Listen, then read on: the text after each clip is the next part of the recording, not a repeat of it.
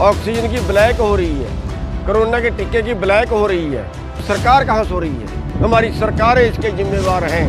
जिस मरीज को अस्पताल में जगह न मिले वो बीजेपी के नेताओं के एमपी हो चाहे एमएलए हो मंत्री हो, इनके घरों में ले जाके अपने मरीज को दाखिल करें। साथियों नमस्कार। साथियों, आज चौगिरदे से खबरें आ रही हैं, देश में हाहाकार मची हुई है कोरोना के नाम से, और खबरें आ रही हैं कि लोग मरीज को लेके भटक रहे हैं, पूरा शहर घूम देते हैं, लेकिन कहीं पे बेड नहीं मिलता। गैस ख़त्म हो गई है, गैस नहीं मिलती, ऑक्सीजन नहीं मिलती, ऑक्सीजन की ब्लैक हो रही है, कोरोना के टीके की ब्लैक हो रही है। मैं कहता हूँ सरकार कहाँ सो रही है? आखिर ब्लैकियों को अभी तक जेल में क्यों नहीं डाला गया?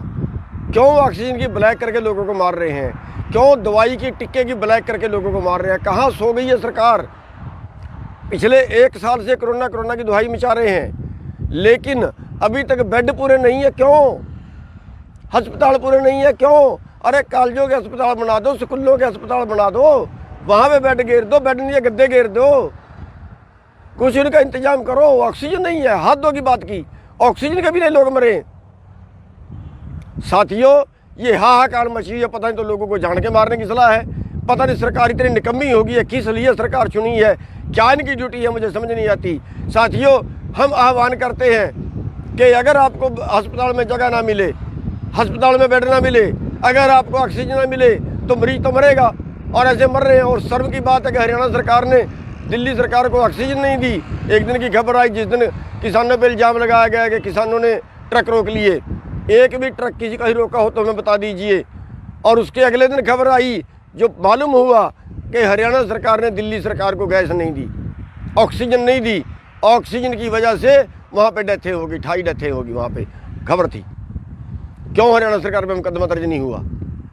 क्यों सरकार की जिम्मेवारी नहीं बढ़ती इसमें?